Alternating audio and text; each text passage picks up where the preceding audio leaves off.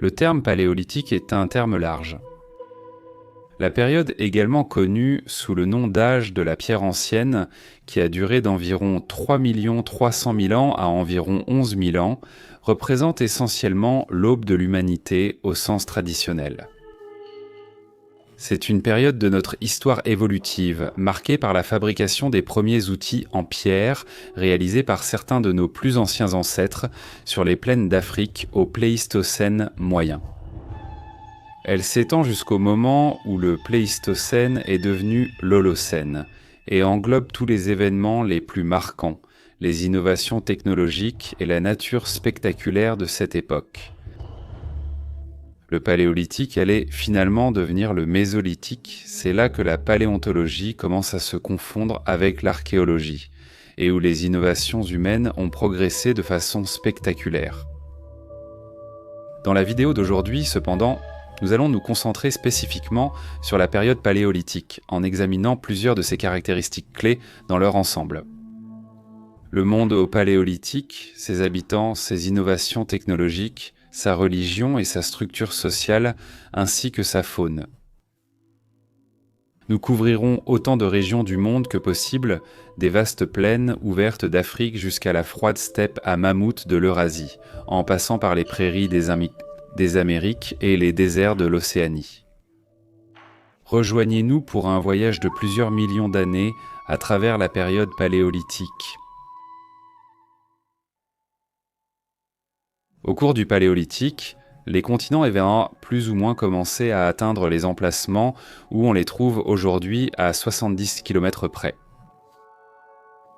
Au début du Paléolithique, l'Amérique du Nord venait de se connecter à l'Amérique du Sud, formant le pont terrestre de l'Amérique centrale.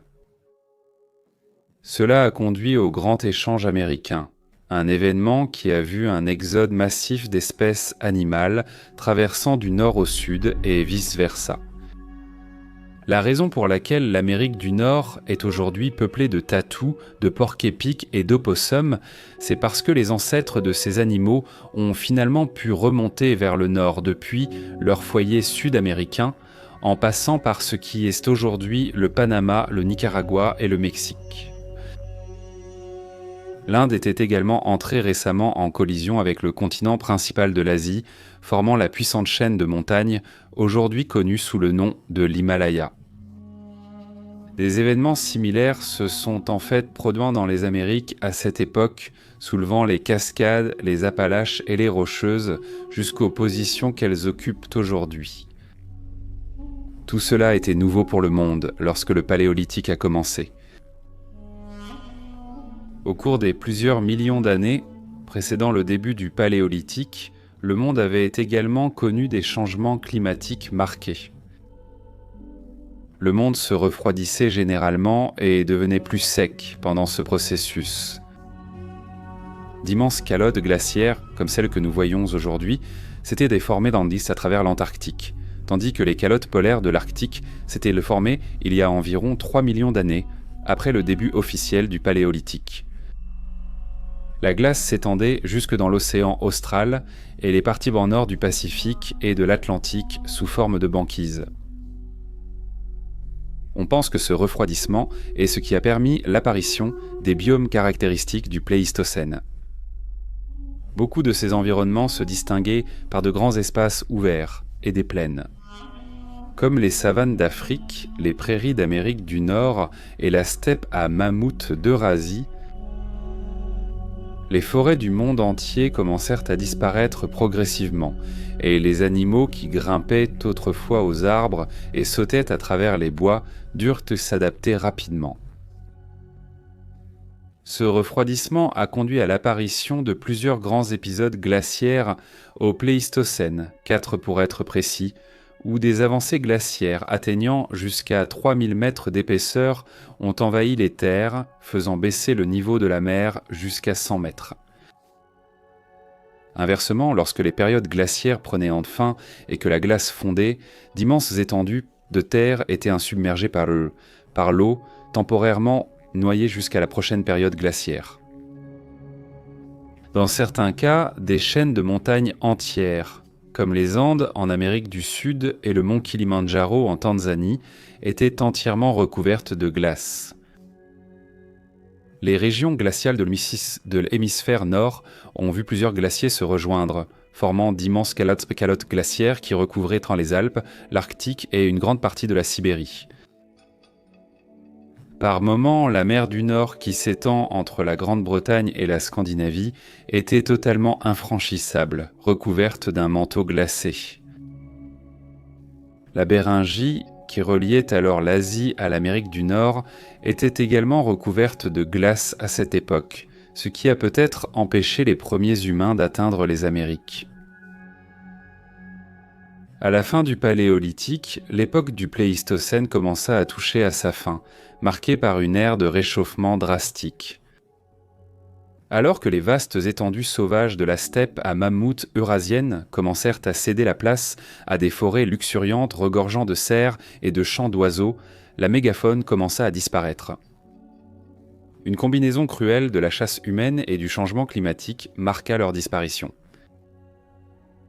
Avec le nouveau réchauffement climatique marquant la fin de l'âge de glace, les humains furent d'eux le libre de s'étendre vers les derniers vestiges du Nord, auparavant jugés inaccessibles à cause de la couverture glaciaire, éradiquant les derniers mammouths laineux et rhinocéros laineux, entre autres. À la fin du Paléolithique, le monde était reconnaissable tel qu'il l'est aujourd'hui. Les humains devaient simplement en profiter au maximum. Beaucoup des premiers hommes du Paléolithique étaient des chasseurs-cueilleurs, vivant en petits groupes familiaux ou proto-sociétés, se nourrissant de plantes locales et chassant des animaux sauvages. À la fin du Paléolithique, lorsque Homo sapiens fit son apparition, la maîtrise des structures et des abris de base était acquise, et les humains étaient capables d'allumer, de contrôler et d'utiliser le feu pour se réchauffer et pour les aider à chasser. Ils ramassaient du bois de chauffage dans les forêts voisines et recueillaient de l'eau dans les ruisseaux et les rivières. Ils cousaient des vêtements simples qui les protégeaient contre les éléments rudes de l'hiver et ils sont finalement devenus de plus en plus sociaux.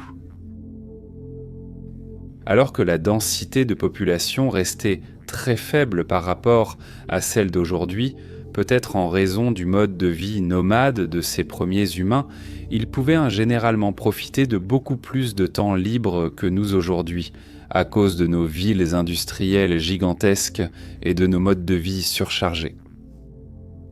Les gens passaient leur temps à discuter autour du feu, à raconter des histoires sur leurs ancêtres et à peindre des représentations de la faune locale sur les parois des grottes. Comme nous le savons, cependant, le Paléolithique s'étend bien au-delà de notre propre espèce. Cette période a vu l'existence de plusieurs espèces majeures, à la fois sur la route de l'évolution et apparentées à Homo sapiens. Au moment où la période paléolithique a commencé, c'était Homo erectus qui était l'espèce d'hominidé la plus dominante à travers le monde. Homo erectus n'a pas atteint les Amériques, mais a réussi à conquérir une grande partie de l'Afrique et de l'Eurasie, certaines populations allant même jusqu'à l'est de la Chine. Homo erectus a commencé ses migrations il y a déjà 2 millions d'années, un événement qui s'est produit en plusieurs vagues, alors que ces personnes exploraient prudemment leur nouveau monde. L'Homo sapiens, anatomiquement moderne en comparaison, n'est apparu en Afrique qu'il y a 200 000 ans. Nous n'avons réussi à quitter l'Afrique pour explorer les autres continents du monde qu'il y a environ 50 000 ans. En chemin, plusieurs espèces humaines primitives différentes accompagnaient nos ancêtres et nous-mêmes.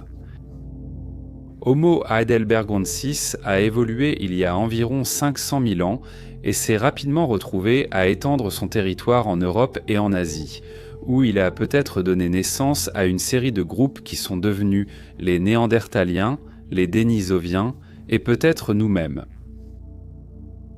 À la fin du Paléolithique, Homo sapiens était l'un des derniers membres du genre encore présents.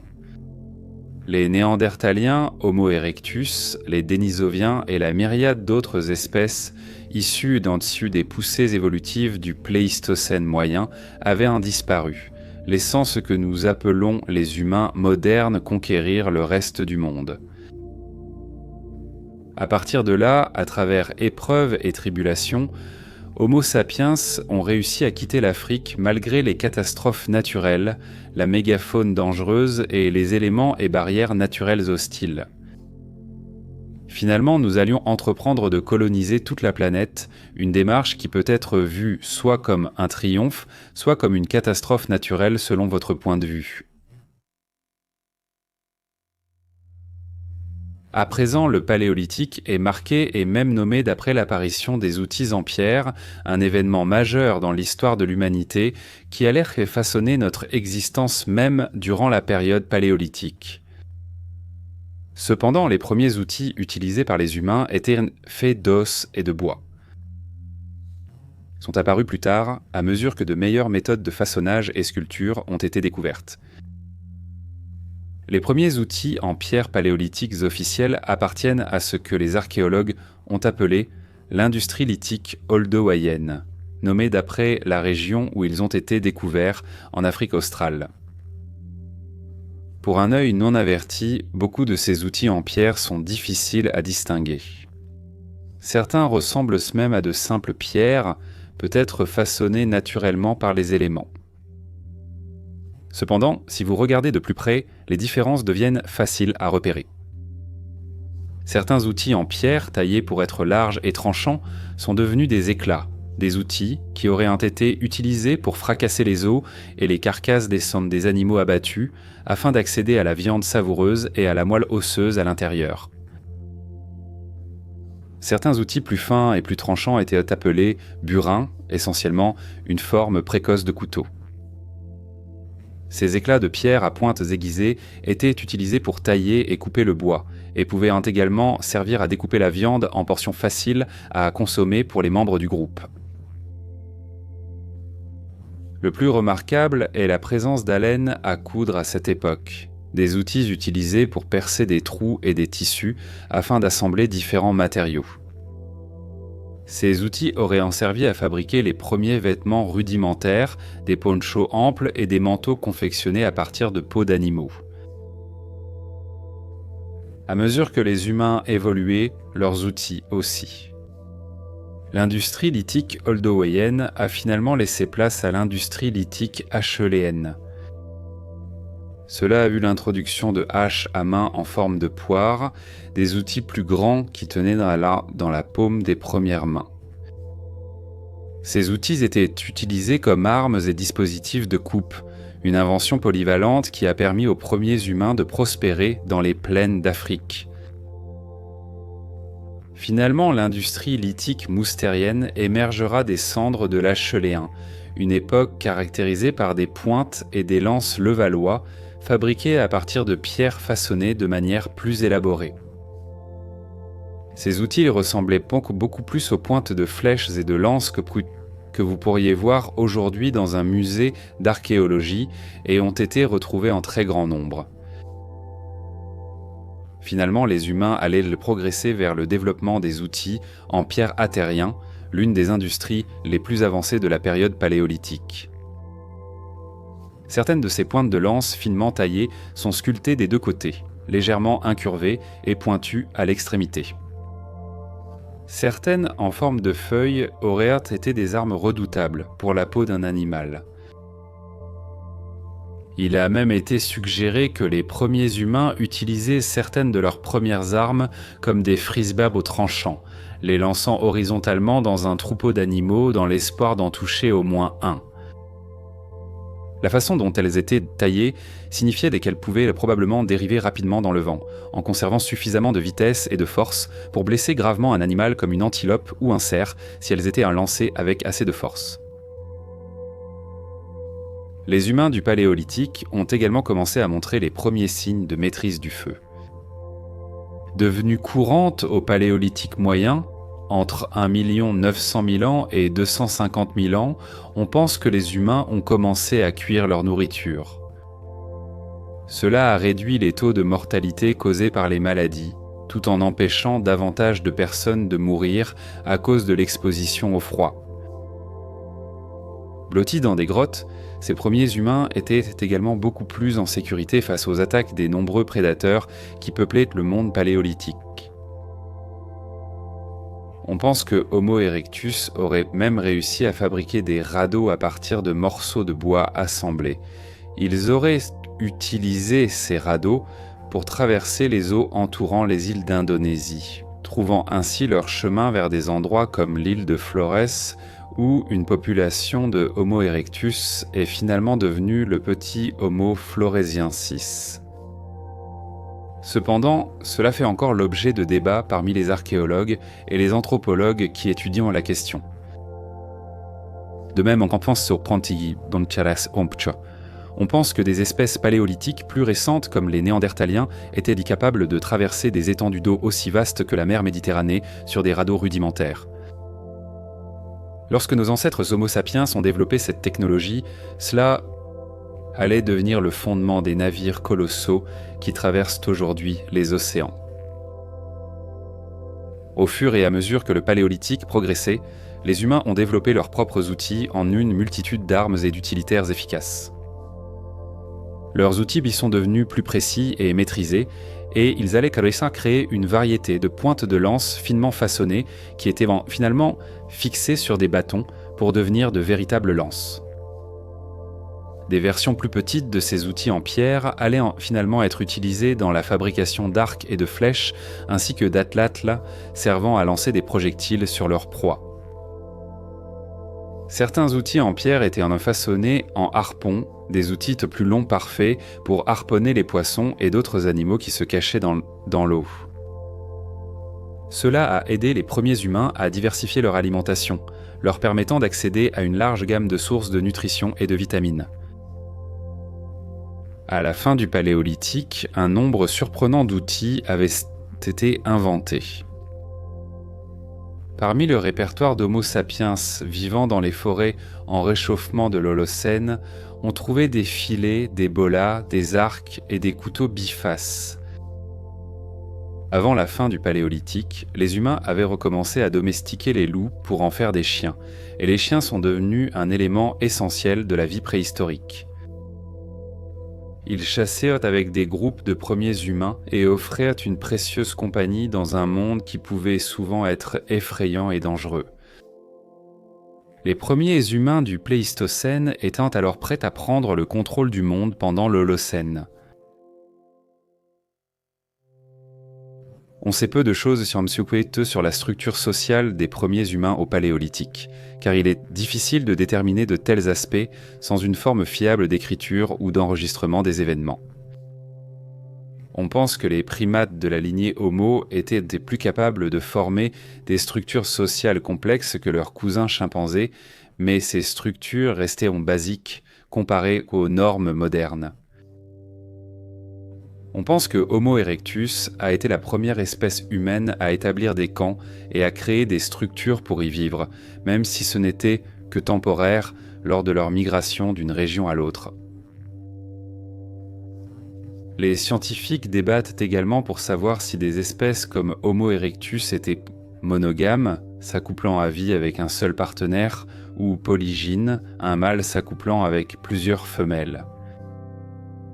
On pense que cela s'est développé au Paléolithique supérieur lorsque les humains ont commencé à adopter la monogamie comme pratique courante.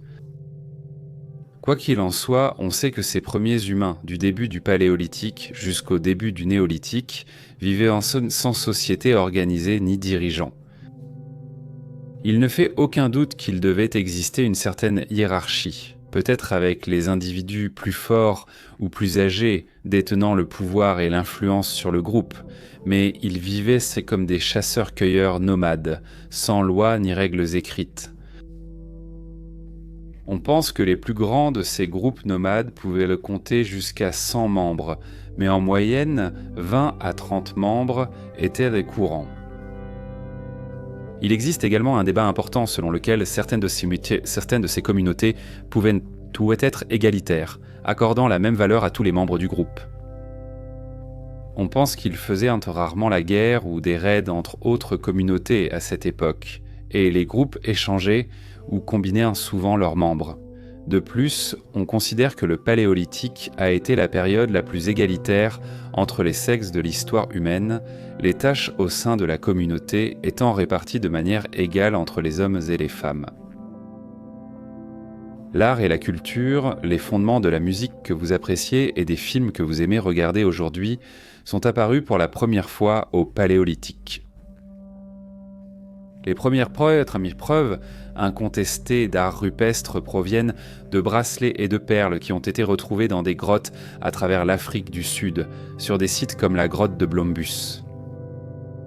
On pense que cela était rare à l'époque, car cela se passait au début du Paléolithique. Au fur et à mesure que la période avançait, l'art est devenu beaucoup plus courant. Les gens de cette époque avaient également commencé à se peindre avec une variété d'ocre colorés, généralement bruns et rouges, peut-être pour des raisons symboliques ou rituelles. Ce que ces couleurs symbolisent exactement, nous ne le saurons peut-être jamais. Avec l'évolution du Paléolithique, son art progressait aussi. Les figurines de Vénus, généralement de petites statues sculptées en forme de silhouettes féminines, sont connues depuis le Paléolithique supérieur, tout comme les peintures rupestres, représentant à la fois des animaux et des êtres humains provenant de différentes régions du monde. Les figurines de Vénus en particulier ont fait l'objet de nombreux débats. S'agit-il d'autoportraits réalisés par des femmes de l'époque, ou représentent-elles une sorte de déesse primitive ? Le débat continue. Les premiers humains du Paléolithique avaient en fait commencé à développer leur propre musique, en plus de leur art visuel. La toute première musique n'est pas traçable dans les archives archéologiques, car elle était probablement produite uniquement avec la voix humaine. On pense que la musique instrumentale rythmée a pu se former lorsque les humains ont commencé à apprécier les sons produits par leurs activités quotidiennes, peut-être en frappant des pierres ensemble pour fabriquer des outils ou en ouvrant des noix et des os pour se nourrir.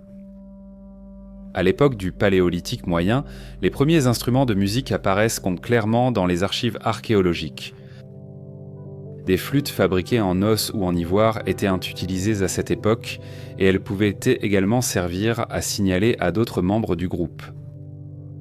Celles-ci étaient associées à des tambours fabriqués à partir de peaux d'animaux, qui étaient probablement joués lors d'événements rituels ou de rassemblements sociaux. Quant à la religion du Paléolithique, c'est sans doute le sujet le plus complexe et le plus débattu de tous. On pense que la religion, ou du moins le symbolisme spirituel, est apparu pour la première fois au Paléolithique moyen. Les archéologues ont suggéré qu'à cette époque, les humains avaient commencé à croire en l'existence d'une vie après la mort, en prenant soin de la façon dont ils traitaient et vénéraient leurs proches décédés. Le décharnement rituel, où un cadavre est dépouillé de toute sa chair et de sa musculature avant d'être enterré, aurait pu être pratiqué à cette époque, peut-être pour aider le défunt à passer dans l'au-delà. Il a été envisagé que certaines sociétés néandertaliennes pouvaient avoir vénéré des animaux ou peut-être des dieux qui prenaient leur apparence. On pense que certains groupes auraient formé des cultes religieux autour des ours en raison de la présence d'œuvres d'art représentant des ours et de restes d'ours sur leurs anciens campements. Un rituel proposé, basé sur des preuves archéologiques, suggère que ces néandertaliens pratiquaient le sacrifice rituel d'ours. Un ours captif était probablement abattu par une volée de flèches avant d'être vénéré rituellement. Certains ont même envisagé que ce comportement ait pu conduire à une possible culture guerrière chez Homo sapiens. L'existence d'êtres surnaturels, ou peut-être même de créatures mythologiques, provient des sites de peinture rupestre du Paléolithique supérieur, où des humains sont représentés avec des caractéristiques animales. Cela pourrait être les premières représentations de figures folkloriques ou de divinités. Certaines sociétés de cette époque pouvaient inclure la présence de chamans ou de prêtres qui accomplissaient un des rituels autour de ces dieux et de ces mythes, contribuant ainsi à l'émergence des religions modernes. S'il y a une chose plus spectaculaire que tout le reste pour laquelle le Paléolithique est connu, ce sont les animaux. Ces animaux, des êtres mégaphoniques, cruellement effacés de ce monde par la surchasse et le changement climatique, sont des merveilles du monde préhistorique, représentées dans des films, des séries télévisées, des livres, des expositions de musées et des jouets pour enfants, certains d'entre eux étant aussi célèbres et appréciés que les dinosaures qui ont précédé leur règne sur la Terre. La grande majorité des animaux emblématiques du Paléolithique étaient entrés des mammifères, des créatures qui vivaient l'apogée de l'époque cénozoïque, une période durant laquelle les mammifères ont eu des millions d'années pour évoluer en une multitude de formes et d'aspects incroyables, dont beaucoup peuvent encore être observés dans la nature aujourd'hui. Commençons par la steppe à mammouth d'Eurasie, une vaste plaine ouverte où les animaux pouvaient parcourir d'immenses espaces à la recherche de pâturage. Au même moment où les êtres humains et les néandertaliens chassaient sur les plaines d'Eurasie, les emblématiques mammouths laineux traversaient les plaines en puissants troupeaux. Ces énormes parents des éléphants actuels constituaient une source de nourriture, bien qu'elle soit difficile à obtenir pour les premiers humains, qui les chassaient avec des lances et des flèches, des pièges et le feu. Les dernières mammouths, confinés dans leur dernier bastion mourant sur l'île Wrangel au nord de la Russie, existaient encore alors que les grandes pyramides de Gizeh, en Égypte, étaient en train d'être construites. Cependant, les mammouths allaient finalement disparaître dans les archives de la préhistoire. À leur côté vivaient deux grands-parents des rhinocéros modernes des plaines d'Afrique et d'Asie, Quelodonta, le rhinocéros laineux, et Elasmotherium, un animal autrefois surnommé la licorne de Sibérie. Il est désormais prouvé que ce dernier avait une crête émoussée à l'endroit où l'on plaçait autrefois sa corne géante. Ces animaux auraient été une autre chasse difficile pour nos ancêtres, mais avec la bonne technologie, c'était possible. De redoutables carnivores peuplaient aussi la steppe à mammouths. Les ours des cavernes, bien plus grands que leurs parents modernes, auraient constitué une rencontre terrifiante pour tout humain préhistorique tombant sur une grotte qu'il pensait abandonner. Peut-être encore plus intimidants étaient les lions des cavernes, parents des grands félins modernes. On pense qu'ils chassaient activement les êtres humains, un comportement également observé chez la hyène des cavernes, une sous-espèce de la hyène tachetée de l'Afrique moderne. Le feu aurait constitué une défense inestimable contre ces prédateurs suprêmes, et il a probablement sauvé la vie de nombreuses personnes au Pléistocène. Ailleurs, d'autres créatures étranges vivaient sur le continent américain, qui a été atteint par les premiers humains il y a environ 13 000 ans. Les humains ont traversé le pont terrestre de la Béringie qui, à l'époque, reliait la Russie au Canada. À leur arrivée, ils auraient découvert un monde radicalement différent de celui qu'ils avaient quitté. L'une des principales similitudes aurait été la présence des mastodontes, d'énormes proboscidiens semblables aux mammouths de l'ancien monde. Bien qu'ils ne soient pas aussi étroitement apparentés, ces géants auraient également ressemblé à des éléphants.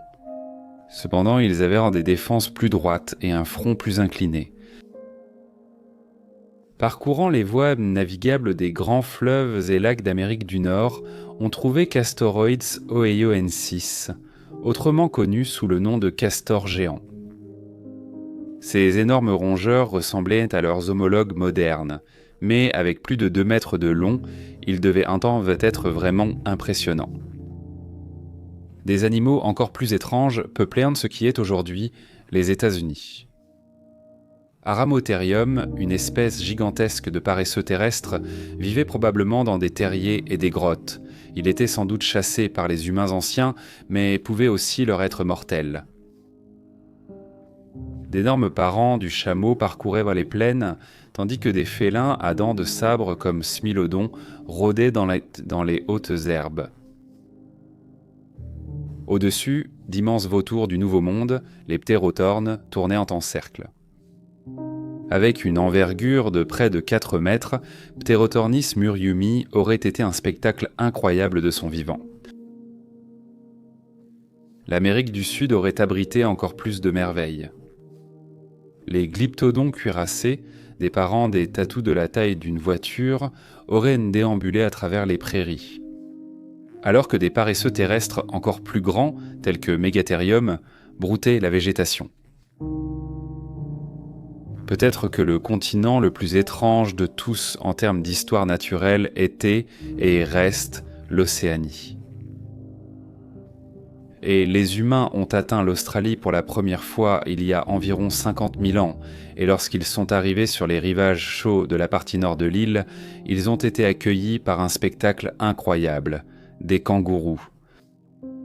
Cependant, ce n'étaient pas les kangourous que vous et moi connaissons aujourd'hui. Ces kangourous étaient du genre Procopteron goliath, une énorme espèce de kangourou à face courte qui marchait comme un humain plutôt que de sauter comme les autres kangourous. Dans les forêts d'Australie, on aurait vu déambuler le colossal Déprotodon, un parent éloigné des wombat modernes, et bien plus grand. Dans les arbres au-dessus aurait rôdé l'un des prédateurs les plus effrayants de toute l'histoire naturelle, Thylacoleo, le lion marsupial. Avec des dents en forme de lame, semblables à des cisailles, ce prédateur suprême bondissait sur sa proie depuis les branches au-dessus, l'entraînant pour la dévorer. Étrangement, le continent le plus familier de tous était probablement l'Afrique, le berceau de l'humanité. Les animaux ici auraient ressemblé à ceux d'aujourd'hui en Afrique, grands félins, éléphants, hippopotames et rhinocéros. Certains grands félins disparus, comme Deinofeles, auraient représenté une menace pour les premiers humains. Mais avec l'apparition des outils en pierre et du feu, ils auraient pu se défendre efficacement. D'autres animaux, comme le proboscidien Dinotherium, étaient également présents à cette époque. Un animal géant apparenté aux éléphants modernes, mais avec des défenses recourbées vers le bas et une trompe plus courte. Le monde était une vaste étendue qui n'attendait que d'être explorée par nos ancêtres, et ils l'ont bel et bien explorée.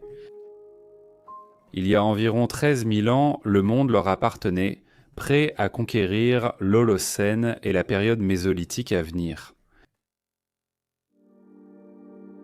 Voilà donc un aperçu de la période paléolithique, une époque qui a vu naître l'humanité sur les plaines de l'Afrique subsaharienne. Il ne fait aucun doute que nous, en tant que groupe d'animaux, avons parcouru un chemin immense en un temps relativement court, mais il restait encore beaucoup à accomplir. Beaucoup de progrès à réaliser. Dans la prochaine vidéo, nous examinerons la période mésolithique, l'époque qui a suivi le paléolithique. À mesure que le monde se réchauffait et entrait dans l'Holocène, de nouveaux défis et de nouvelles opportunités s'offrèrent à nos ancêtres. Des défis et des opportunités comme ils n'en avaient jamais vu auparavant.